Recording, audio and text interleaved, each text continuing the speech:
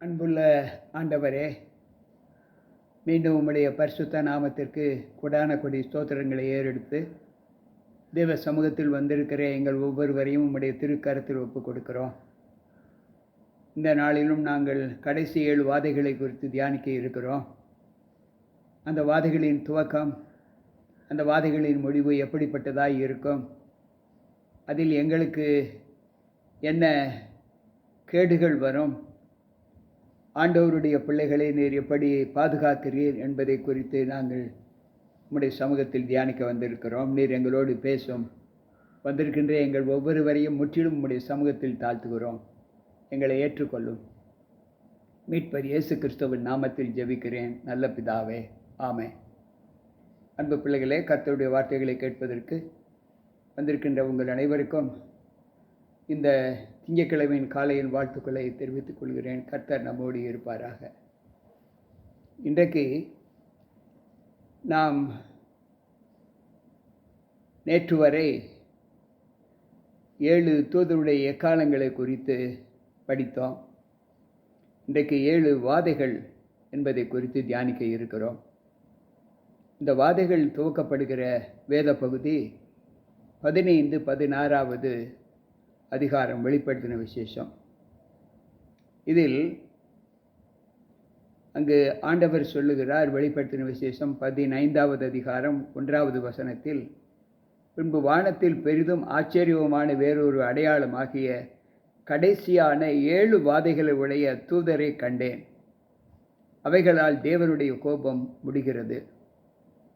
7 வாதைகளை உடைய தூதனை கண்டேன். அவைகளால் அங்கு தேவனுடைய கோபம் முடிகிறது என்று சொல்லுகிறார். அப்படி என்றால் அந்த தேவ கோபம் வெளிப்படுவது, தேவ கோபம் முடிவது என்பதை நாம் துவக்கமும் முடிவுமாக பார்க்க இருக்கிறோம். தேவ கோபம் யார் மீது வருகிறது என்பதை நாம் எல்லோரும் நன்கு அறிவோம். தேவனுடைய முத்திரையை தரித்து கொள்ளாமல் பிசாசுடைய முத்திரையை தரித்து கொண்டு அதை கை கொண்டு நடக்கிற பிள்ளைகள் மீது தேவ கோபம் வரும். தேவனுடைய முத்திரையை தரித்து கொண்ட பிள்ளைகளுக்கு தேவ கோபம் அதில் அவர்களை சேதப்படுத்தாது.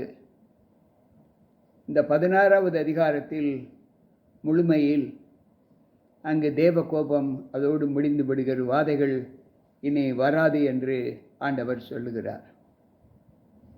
இந்த 16வது அதிகாரம் துவக்க வசனத்திலே, அப்பொழுது தேவ ஆலயத்திலிருந்து உண்டான ஒரு பெரும் சத்தம் அந்த 7 தூதருடனே, நீங்கள் போய் தேவனுடைய கோபாகரங்களை,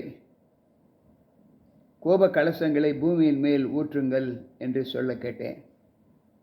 முதலாம் தூதன் போய் தன் கலசத்தில் உள்ளதை பூமியின் மேல் ஊற்றினான். உடனே மிருகத்தின் முத்திரையை தரித்தவர்களும் அதன் சொரூபத்தை வணங்குகிறவர்களுமாகிய மனுஷருக்குள் பொல்லாத கொடிய புண்கள் உண்டாயிற்று என்று சொல்லுகிறது. அன்பு பிள்ளைகளே, முதலாவது வாதை கொடிய புண்கள். யார் மீது அந்த கொடிய புண்கள் வரும் என்றால், தேவனுடைய முத்திரையை தரித்து கொள்ளாமல் சாத்தானுடைய முத்திரையை தரித்து அவனை வணங்குகிறவர்களுமாகிய மனுஷர்களுக்குள்ளே கொடிய புண்கள் உண்டாயிற்று என்று வேதம் சொல்லுகிறது. இதில் இஸ்ரவேல் ஜனங்களை ஆண்டவர் எகிப்திலிருந்து மீட்டு கொள்ளக்கூடிய ஒரு அனுபவத்தை அங்கு நாம் பார்க்கிறோம். யாத்திரையாம புஸ்தகத்திலே அங்கு 9வது அதிகாரத்தை நாம் வாசிக்கும்போது அங்கு 9, 10, 11 வசனங்களை நாம் வாசித்து பார்க்கும்போது தேவ கோபம் அங்கு அவர்கள் மீது எப்படி அங்கு பிரயோகப்படுத்தப்படுகிறது என்பதை யோசித்து பார்ப்போம். அது எகிப்து தேசமெங்கும் தூசியாகி, எகிப்து தேசம் எங்கும் மனிதர் மேலும் மிருக ஜீவனங்கள் மேலும் எரிபந்தங்கள் மேலும் கொப்பளங்கள் எழும்ப பண்ணும் என்றார். அப்படியே அவர்கள் சூளையின் சாம்பலை அள்ளிக்கொண்டு பார்வோனுக்கு முன்பாக வந்து நின்றார்கள். மோசே அதை வானத்துக்கு நேராக இறைத்தான். அப்பொழுது மனிதர் மேலும் மிருக ஜீவன்கள் மேலும் எரிபந்தமான கொப்பளங்கள் உண்டாயிற்று. அந்த கொப்பளங்கள் மந்திரவாதிகள் மேலும் எகிப்தியர் எல்லார் மேலும் உண்டானதினால் அந்த கொப்பளங்களின் நிமித்தம் மந்திரவாதிகளும் மோசேக்கு முன்பாக நிற்கக்கூடாது இருந்தது. அன்பு பிள்ளைகளே, மிக தெளிவாக இந்த வசனம் சொல்லுகிறது, யாரெல்லாம்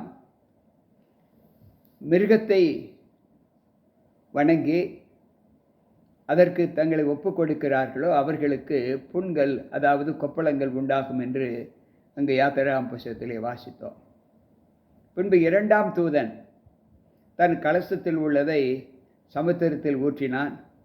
உடனே அது செத்தவனுடைய இரத்தம் போல் ஆயிற்று. சமுத்திரத்தில் உள்ள பிராணிகள் யாவும் மாண்டு போயின என்று இங்கு வேதம் சொல்லுகிறது. அன்பு பிள்ளைகளே, இரண்டாம் தூதன் தன் கலசத்தில் உள்ளதை ஊற்றினான். அது ஊற்றினான் என்றால் அது தண்ணீர், திரவம்தான். அதை ஊற்றினான். ஊற்றும்போது சமுத்திரத்தில் உள்ள தண்ணீர் செத்தவனுடைய இரத்தத்தை போல மாறியது. சமுத்திரத்தில் உள்ள அனைத்து ஜீவராசிகளும் மாண்டு போயின என்று வேதம் சொல்லுகிறது. யாத்திரையாகம புத்தகம் 7வது அதிகாரம் 17வது வசனம் இப்படி சொல்லுகிறது, இதோ என் கையில் இருக்கிற கோலினால் நதியில் இருக்கிற தண்ணீர் மேல் அடிப்பேன், அப்பொழுது அது இரத்தமாக மாறி நதியில் இருக்கிற மீன்கள் செத்து நதி நாறி போகும். அப்பொழுது நதியில் இருக்கிற தண்ணீர் எகிப்தியர் குடிக்கக்கூடாமல் ஆரோசிப்பார்கள். அதனால் நானே கர்த்தர் என்பதை அறிந்து கொள்வாய் என்று கர்த்தர் சொல்லுகிறார் என்று சொல் என்றார்.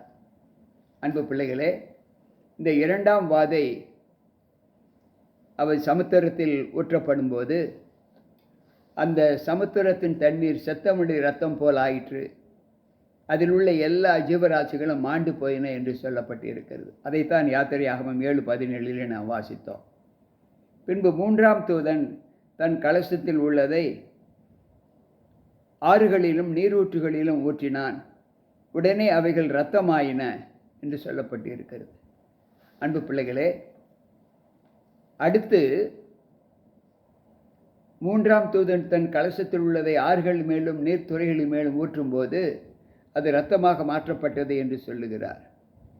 இங்கு யாத்திரையாகமம் 7:20 வாசிப்போம் என்றால், கர்த்தர் கட்டளையிட்டபடி மோசேயும் ஆரோனும் செய்தார்கள். பார்வோனுடைய கண்களுக்கு முன்பாகவும் அவன் ஊழியக்காரரின் கண்களுக்கு முன்பாகவும் கோலை ஓங்கி நதியில் உள்ள தண்ணீரை அடிக்க நதியில் உள்ள தண்ணீர் எல்லாம் இரத்தமாய் மாறிப்போனது என்று இங்கு வேதம் சொல்லுகிறது. அன்பு பிள்ளைகளே, சற்று யோசித்து பார்ப்போம். புண், செத்தவனுடைய இரத்தம். பின்பு நான்காம் தூதன் தன் கலசத்தில் உள்ளதை ஊற்றும்போது என்ன நடக்கிறது என்றால், நான்காம் தூதன் தன் கலசத்தில் உள்ளதை சூரியன் மேல் ஊற்றினான். தீயினால் மனுஷரை தகிக்கும்படி அதற்கு அதிகாரம் கொடுக்கப்பட்டது என்று சொல்லுகிறார். தீயினால் மனிதரை தகிக்கும்படி அதற்கு அதிகாரம் கொடுக்கப்பட்டது என்று சொல்லுகிறார். நெருப்பு, இதை நாம் வெளிப்படுத்தின விசேஷம் 8வது அதிகாரம் 17-18வது வசனத்திலே ஏற்கனவே நாம் தியானித்து இருக்கிறோம். அடுத்து ஐந்தாம் தூதன் தன் கலசத்தில் உள்ளதை ஊற்றும்போது மிருகத்தினுடைய சிங்காசனத்தின் மேல் ஊற்றினான். அப்பொழுது அதன் ராஜ்யம் இருளடைந்தது. அவர்கள் வருத்தத்தினாலே தங்கள் நாவுகளை கடித்து கொண்டு. அன்பு பிள்ளைகளே, அங்கு ஐந்தாம் தூதன் தன் கலசத்தில் உள்ளதை மிருகத்தினுடைய சிங்காசனத்தின் மேல் ஊற்றும்போது அங்கு ஒரே இருள் காணப்பட்டது. இந்த இருளை குறித்து நாம் வெளிப்படுத்தின விசேஷம் 11:10 நாம் வாசிக்கிறோம். அன்பு பிள்ளைகளே, இருளில் இருக்கிற ஜனங்கள் பெரிய வெளிச்சத்தை கண்டார்கள் என்று ஏசாயா 9:2 மத்தேயு 4:15 வாசிக்கக்கூடிய அந்த ஒரு சூழ்நிலை இங்கு வெளிச்சத்தை உண்டு பண்ணக்கூடிய சூழ்நிலை இங்கு உருவாக்கப்படுகிறது. ஏனென்றால் இருள். அடுத்து ஆறாம் தூதன் தன் கலசத்தில் உள்ளதை ஐப்பிராத் நதி என்னும் பெரிய நதியின் மேல் ஊற்றினான். அப்பொழுது சூரியன் உதிக்கும் திசையிலிருந்து வரும் ராஜாக்களுக்கு வழி ஆயத்தமாகும்படி அந்த நதியின் தண்ணீர் வற்றி போயிற்று. எப்படி இஸ்ரவேல் ஜனங்களை எகிப்திலிருந்து ஆண்டவர் மீட்டுக்கொண்டு செல்லும்போது செங்கடலை தேவன் தரையாக மாற்றினாரோ அதை போல அங்கு ஐப்பிராத்து நதியின் மேல் ஊற்றினான். அப்பொழுது சூரியன் உதிக்கும் திசையில் இருந்து ராஜாக்களுக்கு வழி ஆயத்தமாகும்படி அந்த நதியின் தண்ணீர் வெட்டாந்தரையாக மாறி வற்றி போனது என்று இங்கு வேதம் சொல்லுகிறது.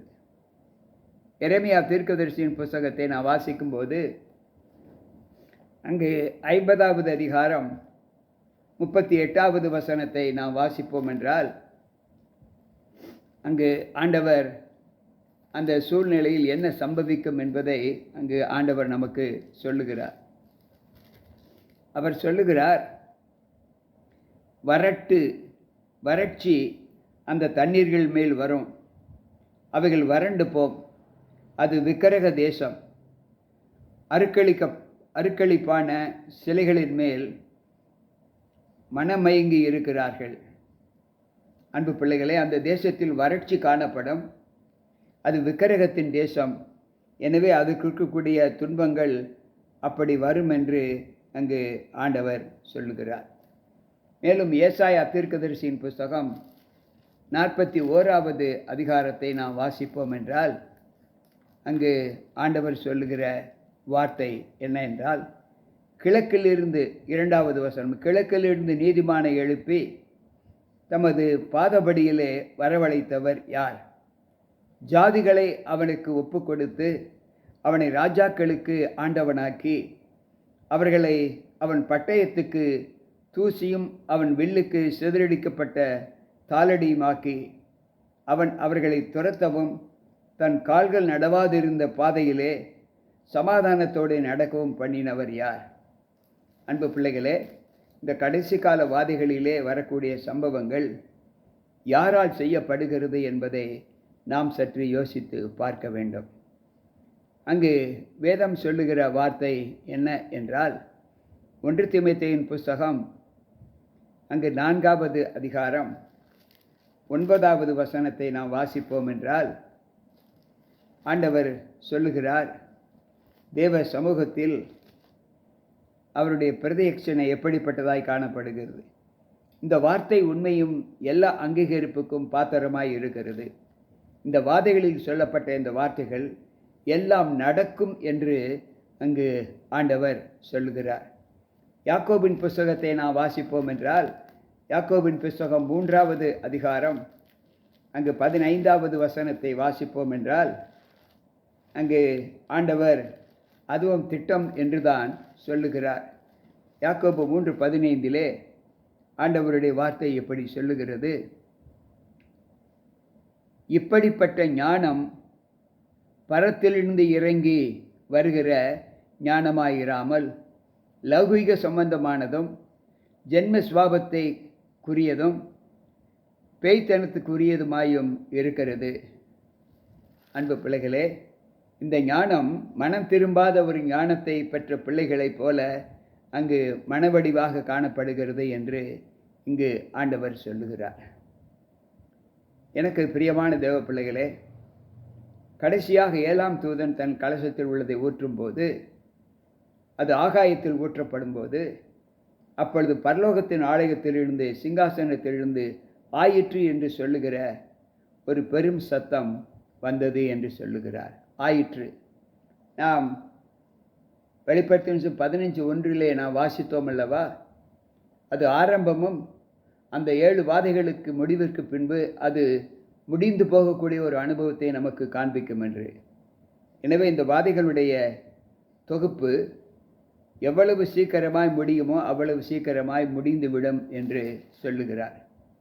அன்பு பிள்ளைகளே, கடைசியாக அந்த 16வது அதிகாரத்தின் வாதையின் முடிவிலே அந்த அதிகாரத்தை முற்றுப்பெற செய்யும்போது அங்கு ஆண்டவர் ஒப்பனையாக யாத்திரையாகம புஸ்தகம் 4வது அதிகாரம் 23வது வசனத்தில் இங்கு இப்படி சொல்லுகிறார், எனக்கு ஆராதனை செய்யும்படி என் குமாரனை அனுப்பிவிடு என்று கட்டளையிடுகிறேன். அவனை விடமாட்டேன் என்பாயாகில் நான் உன்னுடைய குமாரனை உன் சேஷ்ட புத்திரனை சங்கரிப்பேன் என்று கர்த்தர் சொன்னார் என்று சொல்லுகிறார். தலைப்பிலை சங்காரம். இஸ்ரவேல் ஜனங்கள் அந்த பார்வோன் ராஜா எப்பொழுது மனம் திரும்பினான் என்றால், தன் குடும்பத்திற்கு வந்த நஷ்டத்தை அவன் தாங்க முடியாமல் அவன் வழிவிட்டு அனுப்புகிறான், சம்மதம் தெரிவிக்கிறான். அதை போலத்தான் தமிழிலே ஒரு பழமொழி சொல்லுவார்கள், தனக்கு வந்தால் தலைவலி எப்படி இருக்கும் என்று தெரியும்.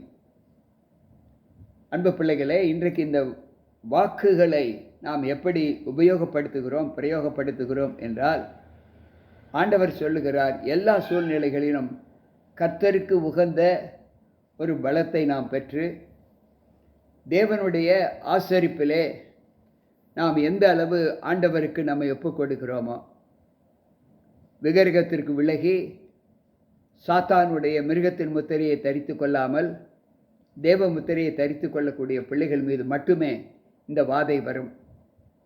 மிருகத்தினுடைய முத்திரையை தரித்து கொள்ளாமல் தேவனுடைய முத்திரையை தரித்து கொள்ளுகிற பிள்ளைகளுக்கு அந்த வாதையிலிருந்து ஆண்டவர் ஒரு பெரிய விடுதலையை கொடுப்பேன் என்று வாக்கு கொடுக்கிறார். அன்பு பிள்ளைகளே, துன்மார்க்கருடைய அழிவை என் கண்கள் காணும் என்று தாவீது பாடுகிறாரே, அதை போல நம்முடைய கண்களுக்கு முன்பதாக தேவனுக்கு கீழ்ப்படியாத பிள்ளைகளுடைய அழிவை நாம் பார்க்க முடியும், ஆண்டவர் நமக்கு காண்பிப்பேன் என்று சொல்லுகிறார். கேட்டுக்கொண்டிருக்கிற அன்பான தேவ பிள்ளைகளே, இந்த வாதைகளிலிருந்து நாம் கற்றுக்கொள்ளக்கூடிய பாடம் என்னவென்றால், மனம் திரும்பி சிருஷ்டிகரை தொழுது சிருஷ்டியை தொழுகாமல் இந்த உலகத்தை உண்டாக்கினவரை தொழுது கொள்ளக்கூடிய ஒரு பலத்தை நாம் பெற்றிருக்க வேண்டும் என்று சொல்லுகிறார்.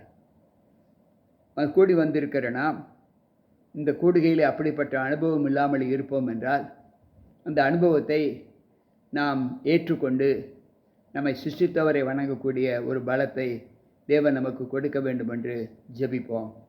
அன்புள்ள ஆண்டவரே, இந்த வாதைகளின் நிமித்தம் நாங்கள் கற்றுக்கொண்ட சம்பவங்கள் எங்களை மிகுந்த ஆண்டவரே ஆச்சரியத்திற்குள்ளாக்கியது.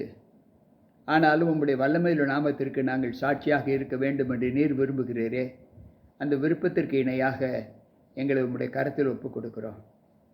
நாங்களும் உம்முடைய ஆண்டவரே அந்த மேலான ராஜ்யத்தின் பிள்ளைகளாக வாழ உம்முடைய சமூகத்தில் வர விரும்புகிறோம். எங்களை ஏற்று எங்களை புதுப்பியும்.